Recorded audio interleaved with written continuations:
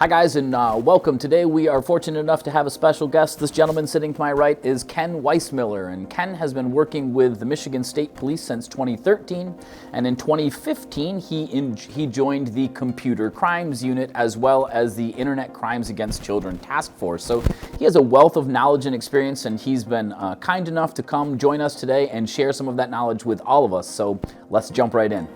Can you tell me a bit about the Intelligence Operation Division, the Computer Crimes Unit, and the Internet Crimes Against Children Task Force? Sure. We're made up of, we're around the state, so for MSP specifically in the state of Michigan, we have 7 offices around the state, and they're comprised of federal, state, and local officers, prosecutors, and then our civilian members. Across the country, though, there's, I think, almost over 4,900 agencies involved, but each state will have Internet Crimes Against Children Task Force, normally at least one. And we'll work in conjunction with one another. So if I have a case in Michigan and my suspect or victim is in the state of Washington, I'll contact that local ICAC agency and we'll go make contact with that victim. We'll do that specific work. There's the Office of Juvenile Delinquency and Dependency, I believe. It's OJDP. It's a federal level. They'll get federal money specifically set aside for the Internet Crimes Against Children Task Force. So that'll set aside a lot of trainings, a lot of resources, personnel, and time to investigate these types of crimes, because again, they're only going up. We get a lot of our casework from the National Center for Missing and Exploited Children. And when I started, for example, we would get probably 5 or 6 cyber tips a day. Now, last week, one of my analysts got over 500 in one day. And these cyber tips can be generated from other agencies, from people calling in, from these internet service providers, or ISPs. They're federally mandated to report child exploitative material, and a lot of that material will go, and those reports will go to NCMEC, National Center for Missing and Exploited Children, and then they'll figure out, yep, this cyber tip has area code of 616, so it's going to Grand Rapids, Michigan. So then they'll turn to the Michigan State Police or whatever ICAC agency is associated with a state and turn over that information, and we'll work the case from there. I would say probably at least 70% of our ICAC case load. But we also do undercover chats. There's also some other ways that we can investigate cases using some of the specific training and tools that we have, that we get access to being in ICAC, to further locate people who are sharing and receiving and trying to disseminate child sexually abusive material. Because again, they're always trading, figuring out different ways to trade this material and transfer it over. It's never enough. It's been described to me, I interview these bad guys on a daily basis too. So that's normally when we're doing an arrest or a search warrant. And it's been described to me as the rabbit hole. They start on one thing and then they just keep clicking, and it's a pattern of behavior. It's not just a pop-up. It's not just, I thought this might be a good thing to try to click on and I'm curious. No, probably 95% of the time, it's, I've been looking at this type of material and one day I woke up and I can't believe it. I'm looking at a 2-year-old and I don't understand how I got to this place. So again, it's all incorporated together because at the end of the day, I don't want them to harm themselves or anyone else, and I obviously don't want the victim to be further harmed or a new victim to be harmed. So again, it's all encompassing, and we get a very, very rare opportunity to interview these bad guys in sometimes early stages or late stages of their life and victimization of these people. So again, I've been given a very unique opportunity to kind of see that and see how some of these come together. And at the end of the day too, we will figure out whether or not that person is being honest with me. Their devices are going to give me a huge story versus what they're actually telling me. And prosecutors love it.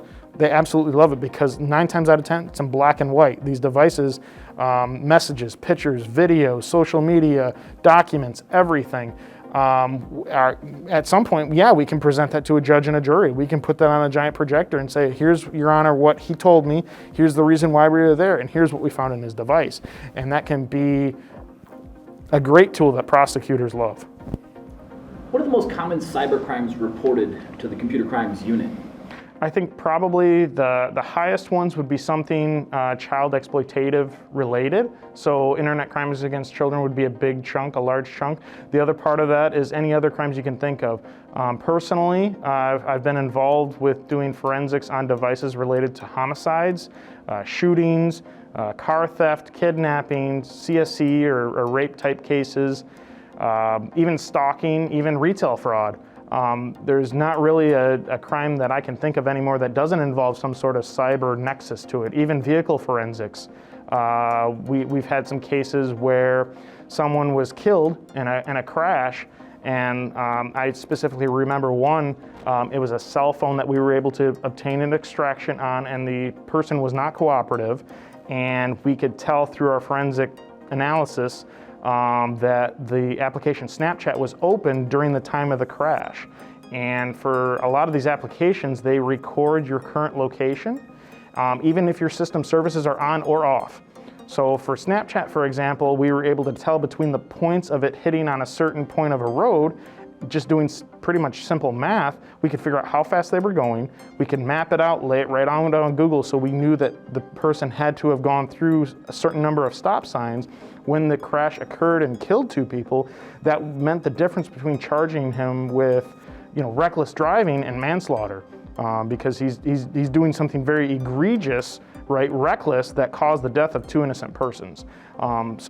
Even like and then we further did the vehicle forensics on that case, determining wheel speed, hard braking, hard acceleration, contacts, even small pictures off of the infotainment system of some of these newer vehicles, because there's more computers in that vehicle than even on your phone. And some of them are getting more powerful and storing more and more devices. I know like Tesla, for example, they used to only have a couple of gigs. Now I think they're up to like 60 or something crazy like that, and that's all proprietary. These devices and vehicles are becoming way more technologically advanced than I ever thought that they would. Another aspect that we can kind of glue into some of these cases and some of this casework that we do. The whole idea, we've got entire units that look at digital evidence, for example, and I really appreciate your point there that it's not just what people think of as cyber crimes and hacking and so on and so forth, but these digital devices that we're wearing, our watches, our heart rate monitors, and all of that sort of stuff is constantly collecting that information. So digital forensics is in use in much more than simply digital sorts of crimes, and I appreciate that point. Like you say, there is digital evidence in every case these days, yeah? Yes, absolutely. Pictures, videos, text messages, or even like I have a case right now, it's a homicide, and the person was researching certain things right before the time of their death, which is becoming more relevant to the case to figure out who we need to go talk to, because they were researching contact information for that type of profession. If we can kind of almost rebuild the victim's thought process, we can clue that into our information, use that against people who may have an alibi, for instance. What about in the realm of more of the things that you might consider to be actual cyber crimes? What are the sorts of cyber crimes that we're seeing? So we're seeing there are some ransomware, hacktivists, if you want to call it, intrusion, Trojan horses, and then specifically I can recall a case where there was a subject who left a note at a school. They basically were giving them a direct denial of service attack, and the school was not able to access its own intranet, so its internal network. And they left that note in an email, and they said, give us $5,000 in Bitcoin, and then we'll let you keep running your school. We were able to obtain the information from the school, figure out where the bad actor was, and they were in Michigan, and we made contact with them and got a confession. We interviewed it. I mean, that's kind of relating back to old type of, and we were able to get a confession to determine what he was. And he had been trained in how to do that in another program, and it was pretty easy to identify. Everything that we have is logged, right? The other type of crimes, again, that we'll see quite often is like the child sexually abusive material. And I guess before we get into it, I'm gonna call it CSAM. The reason I call it CSAM is because a lot of people refer to it as child pornography, but that kind of has a negative connotation, right? So that's why I'm gonna say CSAM. A lot of our cases involve something to do with child exploitative material, especially with COVID. Everyone's on a device now. All the schools have gone to Chromebooks or something that type. They're issuing laptops and tablets to kids, and teachers know that. They figured that quite easily. And they were doing it quite a bit before COVID, and it just shot up exponentially because of that. Even kids using their school accounts to register on some of these bad actor accounts, or I guess not necessarily I would say bad, but like even gaming systems.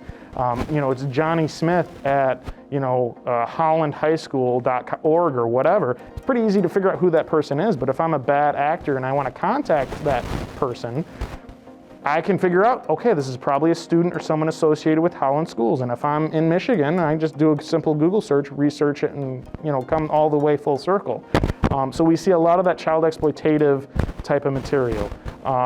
As far as the cyber crimes go, there are some illegal surveillance, a little bit too. That one I would say is kind of on the low end. But what I will say is a lot of our local partners are dealing a lot more with social media type investigations. So they might have a harassment complaint, and Jimmy is posting messages, threatening messages on Susie's Instagram account and their next door neighbors.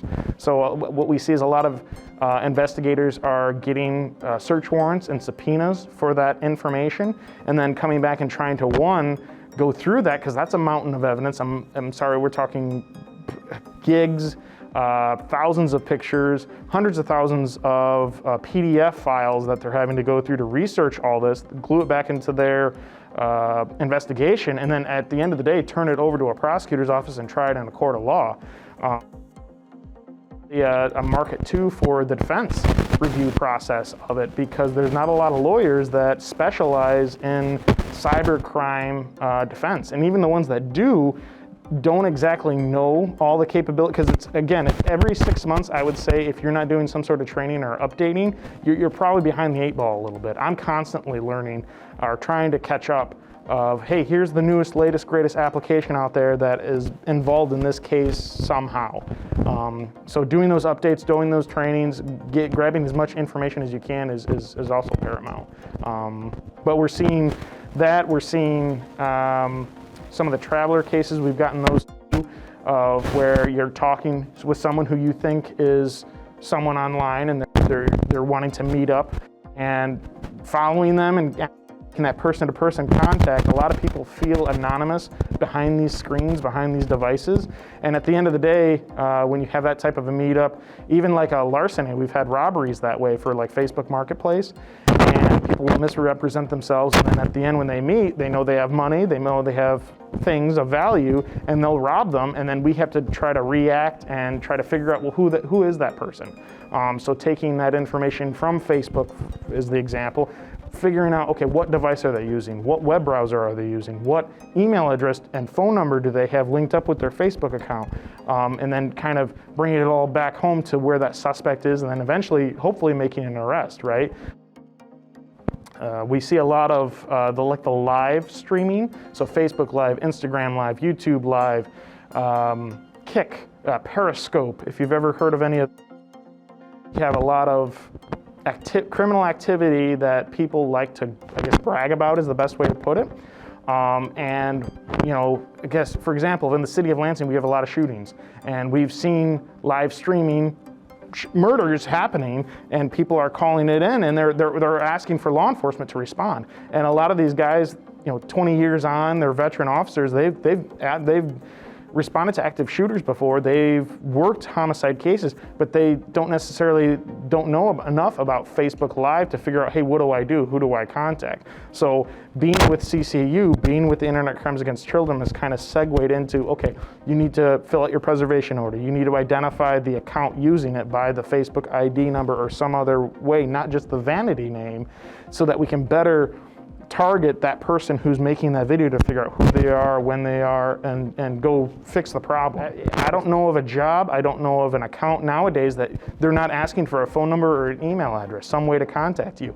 And if those get compromised, they're basically, it's a keylogger, right? They have all of your usernames and passwords, and then they're getting into your other things and stealing photos and pictures and blackmailing you further. We've also had, though, software, malicious software that has screen recorded and turned on that camera. We actually give out little camera covers to kids at some of our public relations activities, just because we're like, hey, stick this over the camera and you know 100% nobody's accessing it. And a lot of people will use a piece of tape or a sticky note or something. I can't tell you how many people, even investigators, will do that. And so we see that as a problem, so we're just trying to better educate. I mean, a lot of these devices have built-in software to remote access. All Windows devices have that. And the bad guys know it, obviously.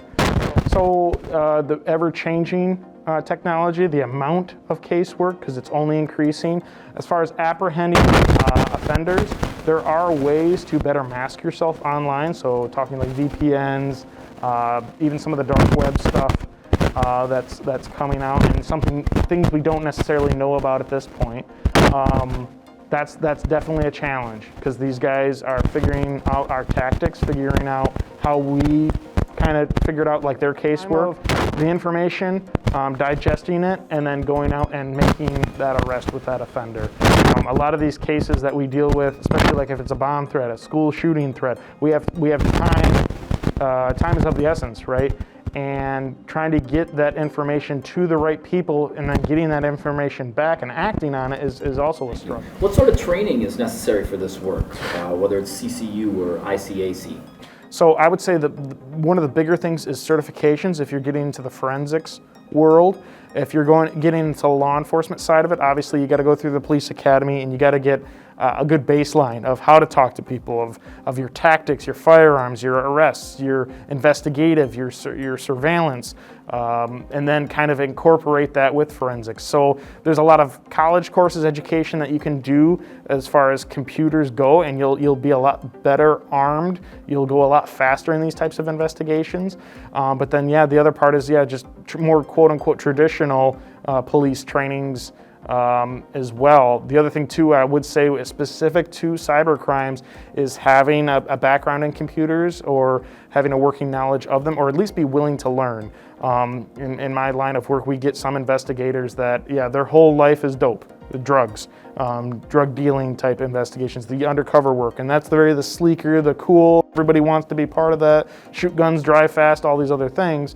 But to me, I have more of an interest of someone who's willing to learn and able to have that good work ethic out there. And understand sometimes, it does take, some of these investigations will take months, years, potentially, because it's just a very slow process and you have so much information you're trying to digest. That working knowledge of forensics and computers is great, but somehow you have to sort of blend that with also the proper way to conduct a criminal investigation, because ultimately what it is that you're collecting has to be admissible in court. So is there a challenge there? Absolutely. So, and that kind of comes back to the forensic side of like the scientific method, right? So when you're imaging a hard drive, for example, you have to have what's called a write blocker.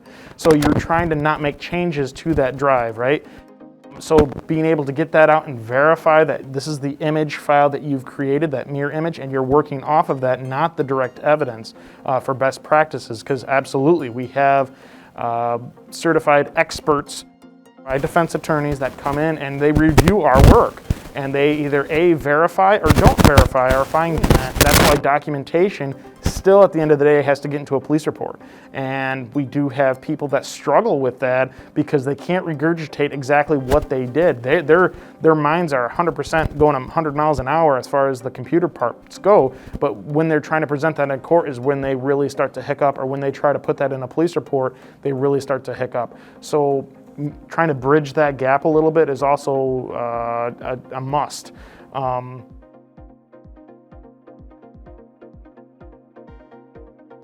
Basically Monday through Friday, 8 to 4, weekends, holidays off. But on occasion, I'll come in after hours. So when we get a early morning call, homicide, we might have to come in and do what's called a modem interrogation. Or if it's a CSAM, child exploitative type case, I'll start right from the ground up. So I'll go make contact with my victim. We'll collect whatever interview notes, devices we can. I'll take them back to my lab, dump them, or if the suspect is known and local, we may go contact or even perform a search warrant at that residence. And for my job specifically, get the vest on, call out my colleagues, call out Cyber K9, get the ES team involved or a SWAT team if we need to. I'll be up there with the RAM knocking on the door with the paper already signed by the judge. I need to go contact Johnny or whatever. We'll get inside, we'll interview the guy, we'll grab the devices, make the arrest if we need to. We'll clear it, go through our forensics. I'll be at the arraignment for the bad guy, and we'll be going through the whole court process of what charges we can gain from that. That would, to me, be a typical day. Another typical day for me is doing forensics. So in some of these cases, we get, I've had cases where we go to a house and we seize over 100 devices easily. And each of these devices are hard drives, our computers, our cell phones, and we'll take them and we'll have to process all of them because there's a duty, right, to fulfill the requirements of a search warrant or probationary search or whatever.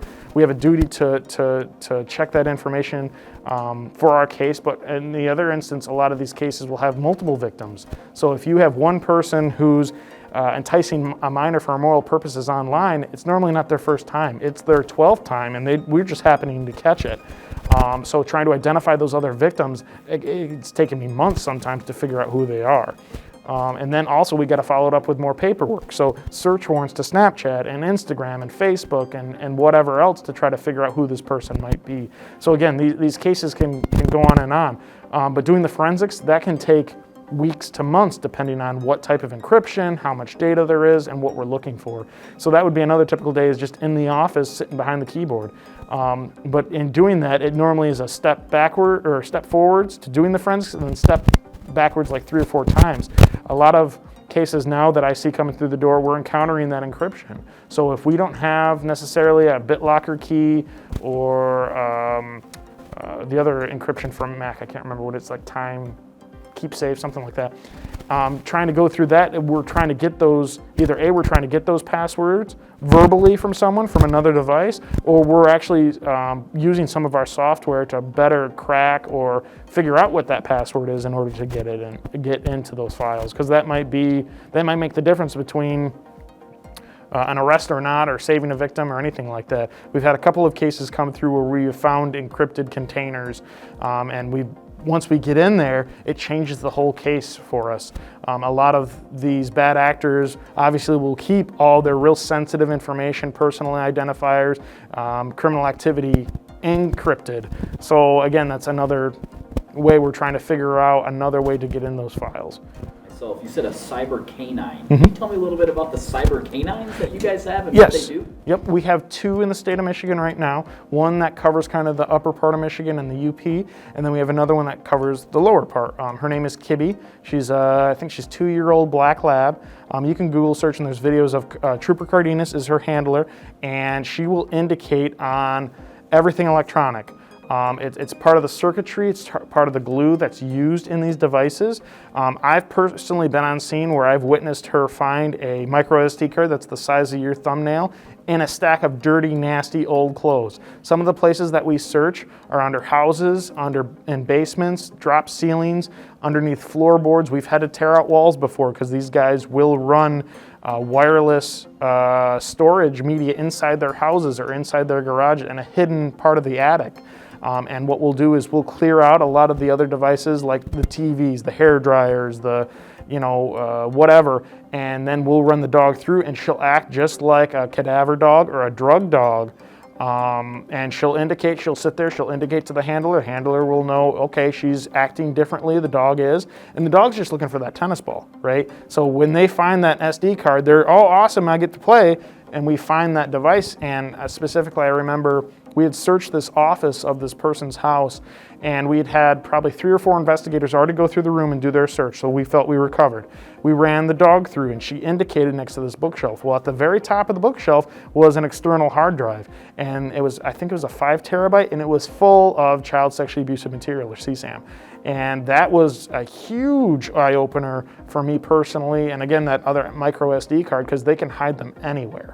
So the Michigan Department of Corrections affiliates that we have, we'll take them on scene as well with us, and we'll search through everything. But they're part of that reason of going through floorboards, lifting up toilet seats, thinking outside the box to try to figure out where these guys may hide evidentiary items.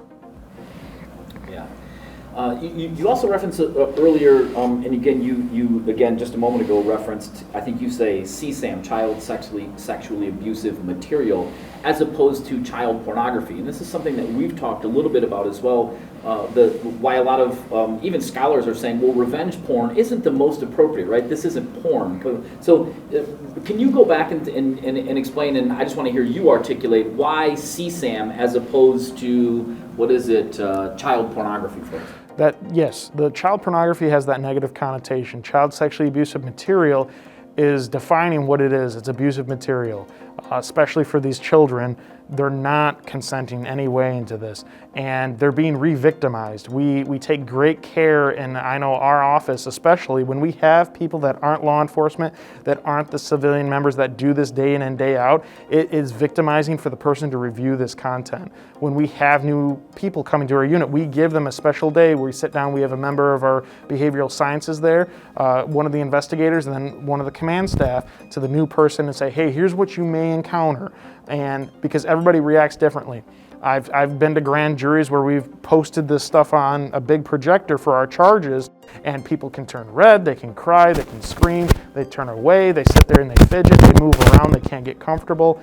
Everybody goes into a different mode. I've talked to these victims. I've talked to them when they were children, and a lot of them don't understand the full ramifications of these pictures and videos. I've also talked to the adults, males and females included, they say, hey, this picture was taken of me, I meant it to go to my boyfriend, and then he posted it somewhere online, I can't get him down, so when you Google search me, those pictures come up, and they lose jobs, they are ridiculed, they're re-victimized all over again. Specifically, there is an adult, she's over in the Eastern Bloc of Europe, and there's a whole website dedicated to her victimization out there. And we've done our best. We've moved the website a couple of times, but she's basically said in her interview that when I'm walking down the street and someone sees me, I can just tell by their look that they've seen the pictures, because the way they look at me, the way they're approaching, they can't take their eyes off of me. And again, that's all that they're being re-victimized all over again. So again, we treat it very sensitive. I'll treat CSAM to my investigators, to other departments, as like a little bag of cocaine or heroin or what other type of narcotic. It's illegal on its face, it's disgusting. And I hate this stuff personally. Absolutely hate this stuff. And that's one of the reasons I do my job, is because I don't agree with this to any sort of level. We need to get it off the internet, and nobody should have this stuff. And the people that do have this stuff, I think have a higher likelihood of reoffending or offending on someone potentially. So that's why we take great care. It's a very special attention that we give this type of material, because it can lead to all other sorts of criminal aspects or live victims. So we take great care in who we expose that to, how we expose it. I've personally had to show CSAM to judges, to prosecutors, to juries before in the past, and it never gets any easier. And we do self-help checks for the investigators, the people that are looking at this stuff day in and day out, and I'm talking thousands of millions of images. There are images out there where I kind of draw the line of, it's like baseball cards, because the bad actors trade it just like baseball cards. They'll say, hey, do you have the Jimi Hendrix card? Well, I got the Led Zeppelin card. And then they'll exchange it, and sometimes we can see that, or we'll get the devices that were used to send those things. And I'll be honest, I'll look on some of those, oh, yep, I've seen the Jimi Hendrix card 12 times. I know exactly what happens, I know the video, I know the screams, all that stuff, and I know beyond a shadow of a doubt that material is illegal, there's a live victim or whatever, and we can get our charges from that. And again, sometimes that'll lead us to brand new victims. So it's a very sensitive topic, I guess, is the best way to put it. Yeah, I'm glad to hear you talk about this is something that I learned more recently as well, the extent to which the officers who have no choice, like you say, you can't go before a judge or jury and say this person is guilty of a crime if you haven't watched the video. I'm glad to hear you articulate and talk about the care and the level of support that is given to the officers who have no choice, because it's part of their job and it's part of the investigation. It's good to know that there are, health checks, there's services, because I would imagine that for anybody dealing with that would be traumatizing, right? I mean, that's just an awful part of the job. Absolutely. We have self-help days where, hey, we get all the guys together, and yeah, we have our casework, we do what we can. We'll go out to lunch together. We'll play some video games together. We'll play paintball. We'll incorporate something into the job aspect to get the other side, because this switch is on constantly. And with these devices nowadays, we're always getting hit with a notification, a text message, a phone call. Here's a new case coming in. It's good to see the other side of those investigators and be able to turn that switch off, because, yeah, you have to be able to relate, because at the end of the day, these are real live people. And sometimes getting this amount of information can almost bring a callousness to the job. Hey, this is another CSAM case, this is another CSE case, and sometimes you got to take that step back and just breathe and say, okay, this is somebody's kid.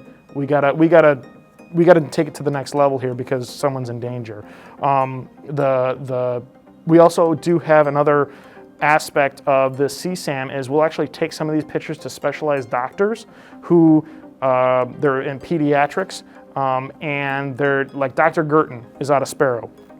I've sat down with him probably 5 or 6 times, and we've gone through pictures, and he'll do a dissertation almost of, image marked 1, 2, 3, 4, 5 depicts XYZ. And we'll use their testimony in court as a doctor saying, okay, this person is most likely between this age and this age, to better substantiate our charges, because I haven't seen all the CSAM out there. There's always new stuff. So sometimes what we'll encounter in court, a lot of the times the argument is, well, this person is over 18.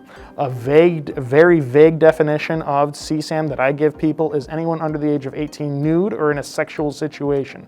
So that can be very subjective. When you hear the word CSAM or child pornography or something like that, you think of probably something. What I'm thinking of is entirely different. What your neighbor sitting next to you is probably thinking of something entirely different. So at some point we have to be able to get on a level playing field of what is CSAM. And sometimes that's harder for even judges to swallow. And again, when I've shown this stuff, I try to clear the courtroom. I try to explain, hey, what you're about to see is not for the normal person is probably going to encounter in their lifetime. And I've had judges say, hey, turn it off, I'm done, this is enough, it's kind of a twofold thing. These guys that want to take some of these cases to jury trial, sometimes I'm looking at them and I'm saying, hey, you want to take that full 20-year conviction and roll the dice as a jury trial, or do you want to take this plea out? And the jurors, a lot of times after they see these pictures and videos, and we're not talking 1 or 2, we're talking thousands, if they need to go and sit there for hours on end looking at this stuff, they don't want to give the person 20 years, they want to give them something worse, and they don't understand why they're there. Again, when we get these large quantities, the people that are involved in collecting, maintaining, producing, distributing this type of material, it's really a detriment. They're really playing with their lives sometimes, even as the suspect. Love. Thank you so much. Appreciate all of your time. Absolutely.